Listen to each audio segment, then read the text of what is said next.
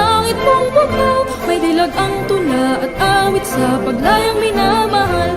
Ang kislap ng watawat mo'y tagumpay na nagdiniling. Ang bituin at araw niya kailan pa may di magdidilim. Lupa ng araw ng walhating pagsinta, buhay ay langit sa piling mo. Aming ligaya na pag may mga api, ang mamatay lang dahil sa'yo.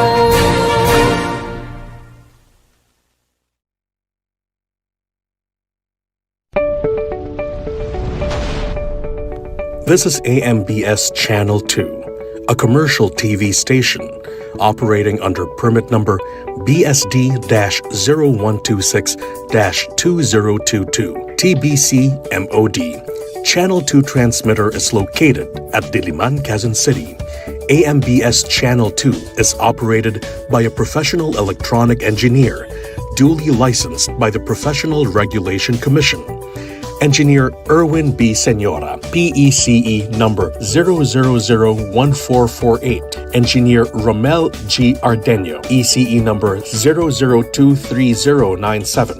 Engineer John Christopher De Los Santos, ECE number 0080759. Engineer Joshua R. Castro, ECE number 0080760. Orlando M. Lagarta, 93-1PNCR-6016. Rene O. Agravante, 93-1PV-5715. Jose P. Buban, 94-1PV-8960. Mon Israel U. Bagay, 09-1PCAR-23697.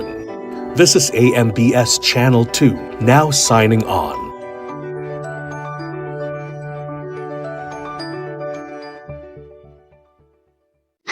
Magsisimula na po ba? Ang susunod na programa ay rated PG. Ang telebisyon at pelikula ay mahalagang parte ng bawat pamilyang Pilipino. It plays a crucial role in telling our own stories and our own experiences as Filipinos.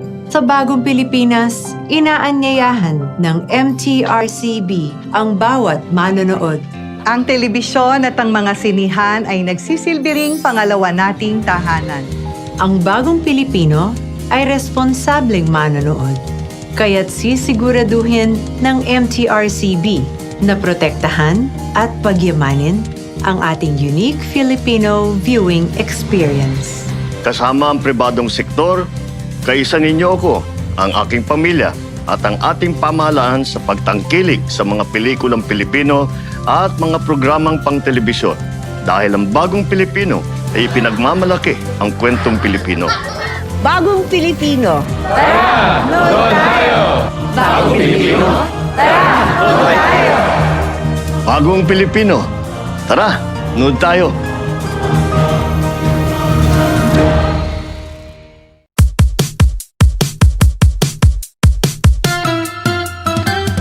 Ang bawat araw may surpresang saya, may mabaong ngiti at tawa.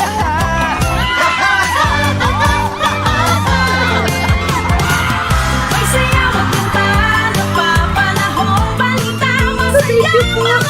Mas kailangan po.